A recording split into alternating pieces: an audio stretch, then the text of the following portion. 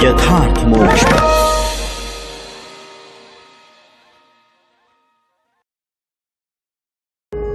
यथार्थ मोक्ष प्रस्तुत कर रहा है अतुल्य संपूर्ण महाभारत। श्री महाभारतम आदि पर्व, अनुक्रमणिका पर्व, प्रथम अध्याय। ग्रंथ का उपक्रम, ग्रंथ में कहे हुए अधिकांश विषयों की संक्षिप्त सूची तथा इसके पाठ की महिमा। नारायणं नमस्कृत्य नरं चैव नरोत्तमम्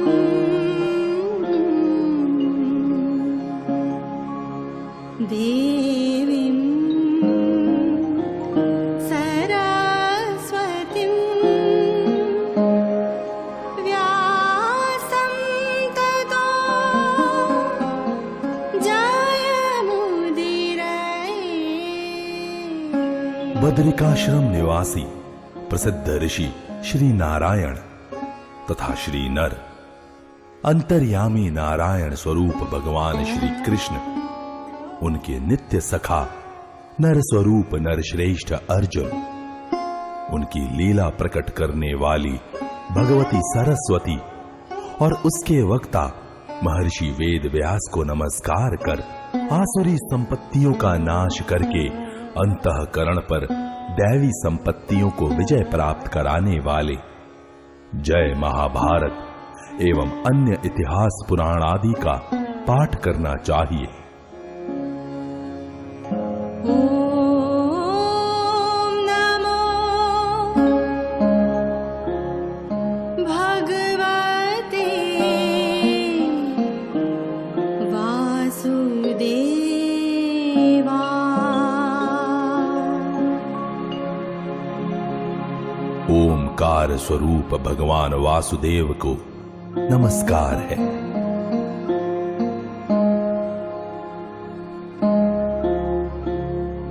ओमकार स्वरूप भगवान पितामह को नमस्कार है। ओम नमः पितामहाय।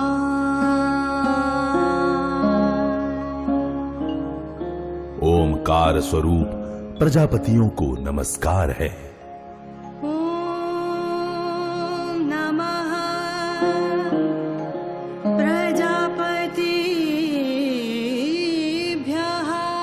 ओमकार स्वरूप श्री कृष्ण द्वैपायन को नमस्कार है। ओम नमः कृष्णद्वैपायनाय।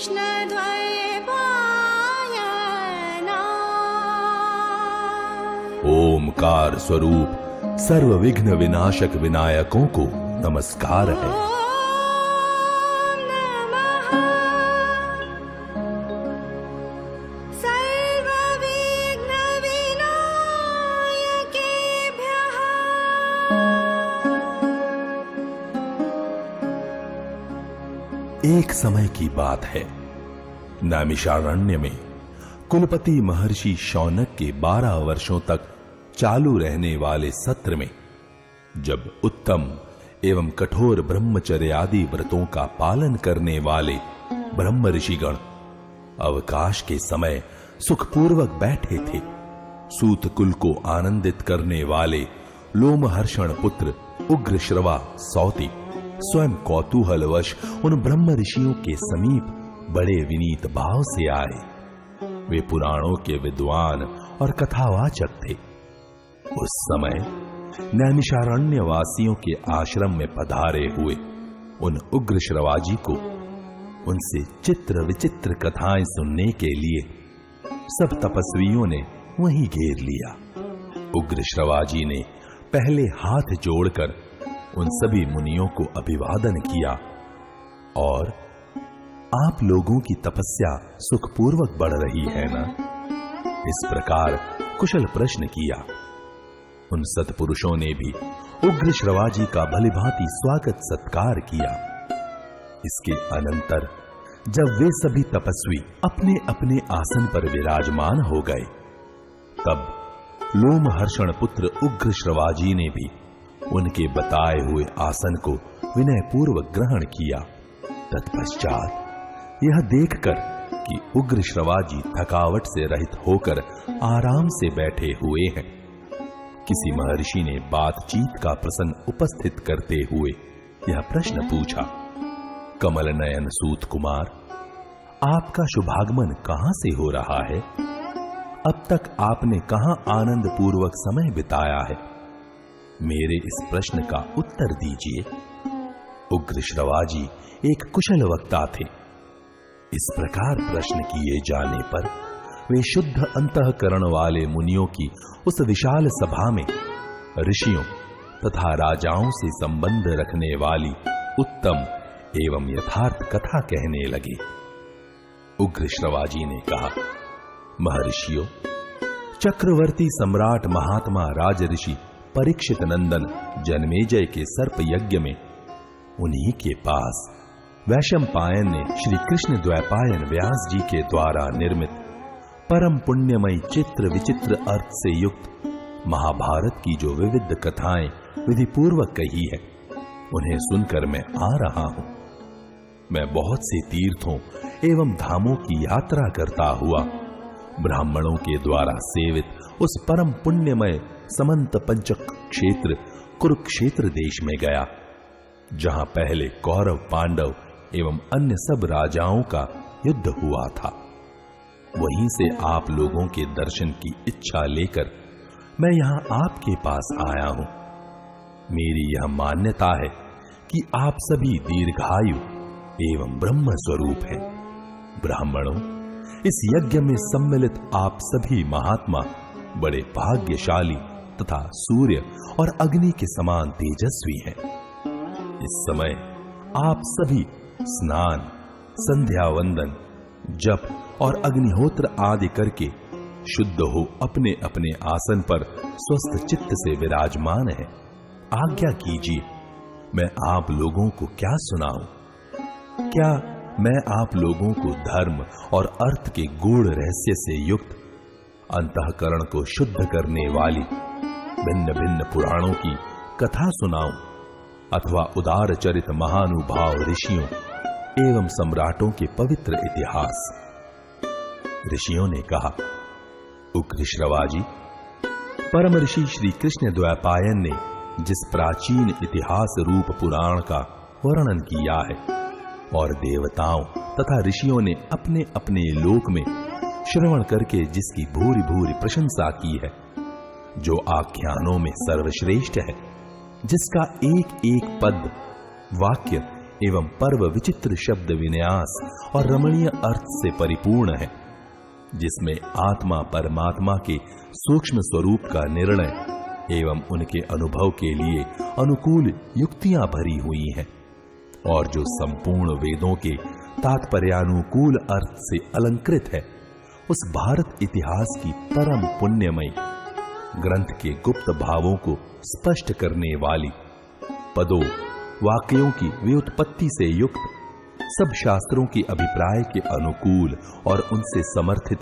जो अद्भुत कर्मा व्यास की संहिता है, उसे हम सुनना चाहते हैं।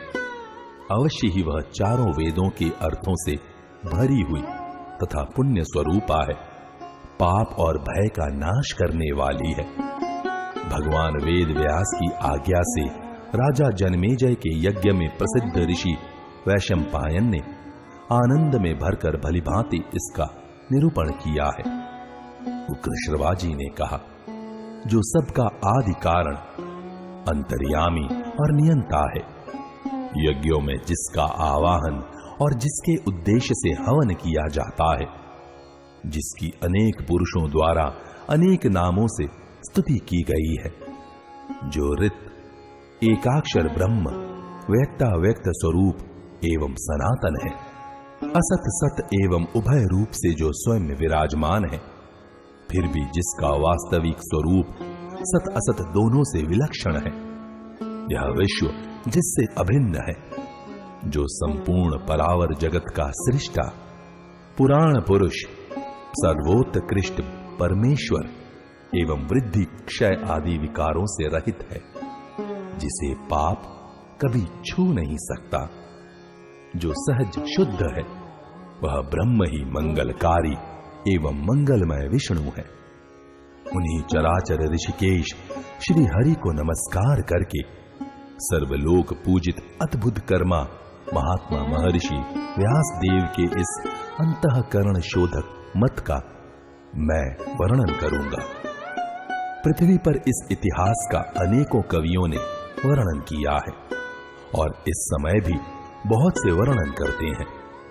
इसी प्रकार अन्य कवि आगे भी इसका वर्णन करते रहेंगे। इस महाभारत की तीनों लोकों में एक महान ज्ञान के रूप में प्रतिष्ठा है। ब्राह्मणादि द्वे जाति संक्षेप और विस्तार दोनों ही रूपों में अध्ययन और अध्यापन की परंपरा के द्वारा इसे अपने हृदय में धारण करते हैं। यह शुभ शब्द विन्यास से अलंकृत है तथा वैदिक लौकिक या संस्कृत प्राकृत संकेतों से सुशोभित है। अनुष्टुप, इंद्र वज्रा आदि नाना प्रकार के छंद भी इसमें प्रयुक्त हुए हैं। अतः यह ग्रंथ विद्वानों को बहुत ही प्रिय है। हिमालय की पवित्र तलहटी में पर्वतीय गुफा के भीतर धर्मात्मा व्यास जी स्नान आदि से शरीर शुद्धि करके पवित्र हो कुश का आसन बिछाकर बैठे थे। उस समय नियम पालन पूर्वक शांत चित्त हो वे तपस्या में संलग्न थे। ध्यान योग में स्थित हो उन्होंने धर्म पूर्वक महाभारत इतिहास के स्वरूप का विचार करके ज्ञान दृष्टि द्वारा आदि से अंत तक सब कुछ प्रत्यक्ष की भांति देखा और इस ग्रंथ का निर्माण किया। सृष्टि के प्रारंभ में जब यहां वस्तु विशेष या नाम रूप आदि का भान नहीं होता था, प्रकाश का कहीं नाम नहीं था, सर्वत्र अंधकार ही अंधकार छा रहा था, उस समय एक बहुत बड़ा अंड प्रकट हुआ जो संपूर्ण प्रजाओं का अविनाशी बीज था। ब्रह्मकल्प के आदि में उसी महान एवं दिव्य अंड को 4 प्रकार के प्राणी समुदाय का कारण कहा जाता है, जिसमें सत्य स्वरूप ज्योतिर्मय सनातन ब्रह्म अंतर्यामी रूप से प्रविष्ट हुआ है, ऐसा श्रुति वर्णन करती है। वह ब्रह्म अद्भुत, अचिंत्य, सर्वत्र समान रूप से व्याप्त, अव्यक्त, सूक्ष्म, कारण स्वरूप एवं अनिर्वचनीय है और जो कुछ सत असत रूप में उपलब्ध होता है सब वही है। उस अंड से ही प्रथम देहधारी प्रजापालक प्रभु देव गुरु पितामह ब्रह्मा तथा रुद्र, मनु, प्रजापति, परमेष्ठी, प्रचेताओं के पुत्र दक्ष तथा दक्ष के 7 पुत्र क्रोध, तम, दम, विक्रीत, अंगिरा, करदम और अश्व प्रकट हुए। तत्पश्चात 21 प्रजापति, मरीचि आदि 7 ऋषि और 14 मनु पैदा हुए, जिन्हें मत्स्य कूर्म आदि अवतारों के रूप में सभी ऋषि मुनि जानते हैं। वे अप्रमेयात्मा विष्णु रूप पुरुष और उनकी विभूति रूप विश्वे देव, आदित्य, वसु एवं अश्विनी कुमार आदि भी क्रमशः प्रकट हुए हैं। तदनंतर यक्ष, साध्य, पिशाच, गुह्यक और पितर एवं तत्वज्ञानी सदाचार परायण साधु शिरोमणि ब्रह्म ऋषिगण प्रकट हुए। इसी प्रकार बहुत से राज ऋषियों का प्रादुर्भाव हुआ है। जो सबके सब शौर्यादि सद्गुणों से संपन्न थे। क्रमशः उसी ब्रह्मांड से जल, द्युलोक, पृथ्वी, वायु, अंतरिक्ष और दिशाएं भी प्रकट हुई हैं। संवत्सर, ऋतु, मास, पक्ष, दिन तथा रात्रि का प्राकट्य भी क्रमशः उसी से हुआ है। इसके सिवा और भी जो कुछ लोक में देखा या सुना जाता है, वह सब उसी अंड से उत्पन्न हुआ है। यह जो कुछ भी स्थावर जंगम जगत दृष्टिगोचर होता है, वह सब प्रलय काल आने पर अपने कारण में विलीन हो जाता है। जैसे ऋतु के आने पर उसके फल, पुष्प आदि नाना प्रकार के चिन्ह प्रकट होते हैं और ऋतु बीत जाने पर वे सब समाप्त हो जाते हैं, उसी प्रकार कल्प का आरंभ होने पर पूर्ववत वे पदार्थ दृष्टिगोचर होने लगते हैं और कल्प के अंत में उनका लय हो जाता है। इस प्रकार यह अनादि और अनंत काल चक्र लोक में प्रवाह रूप से नियत घूमता रहता है। इसी में प्राणियों की उत्पत्ति और संहार हुआ करते हैं। इसका कभी उद्भव और विनाश नहीं होता। देवताओं की सृष्टि संक्षेप से 33,000, 3300 और 33 लक्षित होती है।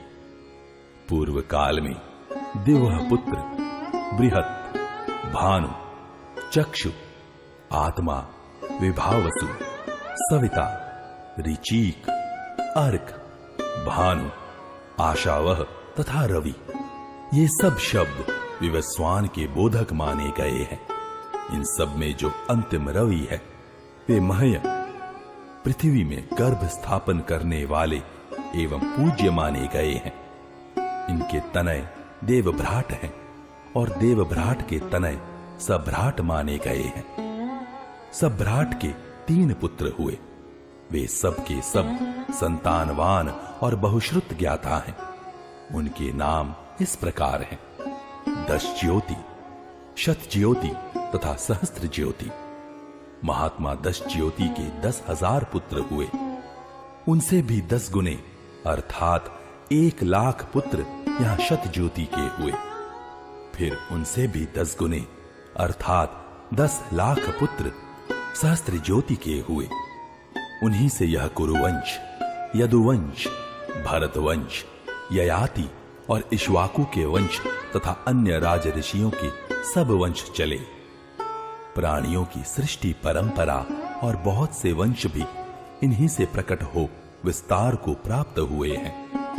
भगवान वेद व्यास ने अपनी ज्ञान दृष्टि से संपूर्ण प्राणियों के निवास स्थान, धर्म, अर्थ और काम के भेद से त्रिविध रहस्य, कर्मोपासना ज्ञान रूप वेद, विज्ञान सहित योग, धर्म, अर्थ एवं काम, इन धर्म, काम और अर्थ रूप 3 पुरुषार्थों के प्रतिपादन करने वाले विविध शास्त्र लोक व्यवहार की सिद्धि के लिए आयुर्वेद, धनुर्वेद, स्थापत्य वेद, गांधर्व वेद आदि लौकिक शास्त्र सब उन्हीं 10 ज्योति आदि से हुए हैं।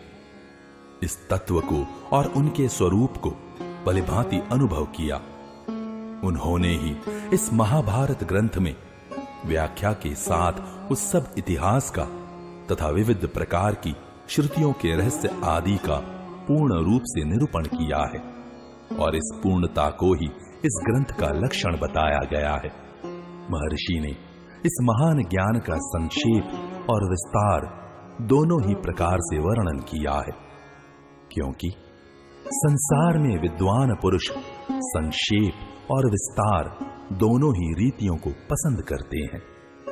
कोई कोई इस ग्रंथ का आरंभ नारायणम नमस्कृत्य से मानते हैं और कोई कोई आस्तिक पर्व से, दूसरे विद्वान ब्राह्मण उपरिचर वसु की कथा से इसका विधिपूर्वक पाठ प्रारंभ करते हैं। विद्वान पुरुष इस भारत संहिता के ज्ञान को विविध प्रकार से प्रकाशित करते हैं।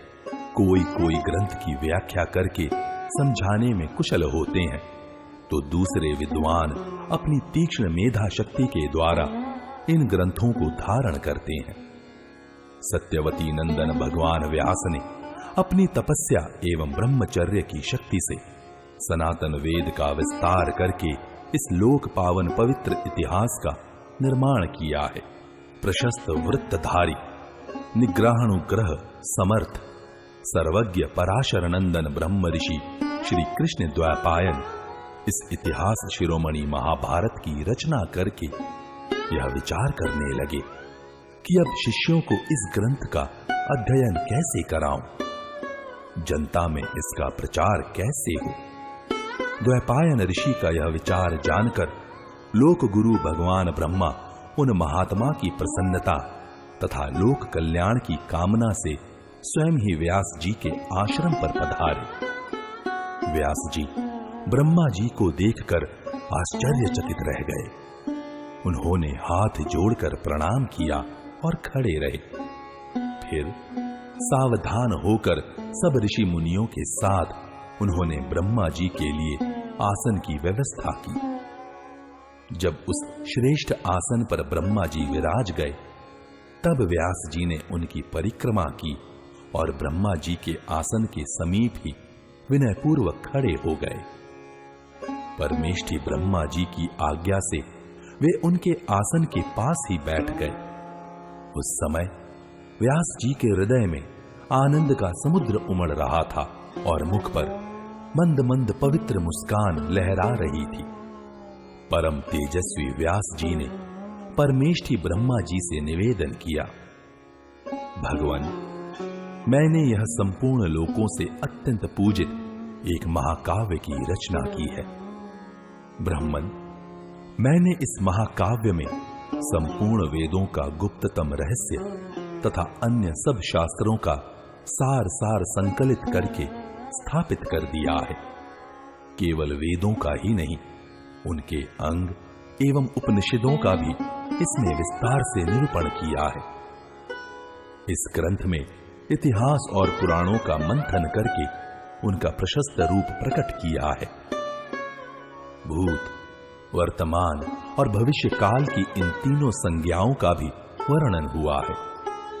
इस ग्रंथ में बुढ़ापा, मृत्यु, भय, रोग और पदार्थों के सत्यत्व और मिथ्यात्व का विशेष रूप से निश्चय किया गया है तथा अधिकारी भेद से भिन्न भिन्न प्रकार के धर्मों एवं आश्रमों का भी लक्षण बताया गया है। ब्राह्मण, क्षत्रिय, वैश्य और शूद्र, इन चारों वर्णों के कर्तव्य का विधान, पुराणों का संपूर्ण मूल तत्व भी प्रकट हुआ है। तपस्या एवं ब्रह्मचर्य के स्वरूप, अनुष्ठान एवं फलों का विवरण, पृथ्वी, चंद्रमा, सूर्य, ग्रह, नक्षत्र, तारा, सत्ययुग, त्रेता, द्वापर, कलियुग, इन सब के परिमाण और प्रमाण, ऋग्वेद, यजुर्वेद, सामवेद और इनके आध्यात्मिक अभिप्राय और अध्यात्म शास्त्र का इस ग्रंथ में विस्तार से वर्णन किया गया है। न्याय, शिक्षा, चिकित्सा, दान तथा पाशुपत का भी इसमें विशद निरूपण है। साथ ही यह भी बतलाया गया है कि देवता, मनुष्य आदि भिन्न भिन्न योनियों में जन्म का कारण क्या है। लोक पावन तीर्थों, देशों, नदियों, पर्वतों, वनों और समुद्र का भी इसमें वर्णन किया गया है। दिव्य नगर एवं दुर्गों के निर्माण का कौशल तथा युद्ध की निपुणता का भी वर्णन है। भिन्न भिन्न भाषाओं और जातियों की जो विशेषताएं हैं, लोक व्यवहार की सिद्धि के लिए जो कुछ आवश्यक है तथा और भी जितने लोकोपयोगी पदार्थ हो सकते हैं, उन सब का इसमें प्रतिपादन किया गया है। परंतु मुझे इस बात की चिंता है कि पृथ्वी में इस ग्रंथ को लिख सके ऐसा कोई नहीं है।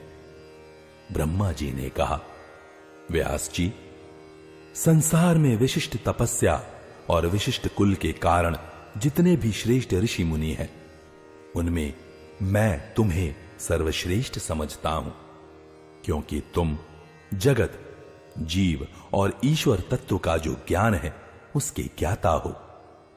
मैं जानता हूं कि आजीवन तुम्हारी ब्रह्मवादिनी वाणी सत्य भाषण करती रही है और तुमने अपनी रचना को काव्य कहा है, इसलिए अब यह काव्य के नाम से ही प्रसिद्ध होगी। संसार के बड़े से बड़े कवि भी इस काव्य से बढ़कर कोई रचना नहीं कर सकेंगे। ठीक वैसे ही जैसे ब्रह्मचर्य, वानप्रस्थ और सन्यास तीनों आश्रम अपनी विशेषताओं द्वारा गृहस्थाश्रम से आगे नहीं बढ़ सकते। मुनिवर, अपने काव्य को लिखवाने के लिए तुम गणेश जी का स्मरण करो। उग्र श्रवाजी कहते हैं, महात्माओं, ब्रह्मा जी व्यास जी से इस प्रकार संभाषण करके अपने धाम ब्रह्मलोक में चले गए। निष्पाप शौनक, तदनंतर सत्यवती नंदन व्यास जी ने भगवान गणेश का स्मरण किया।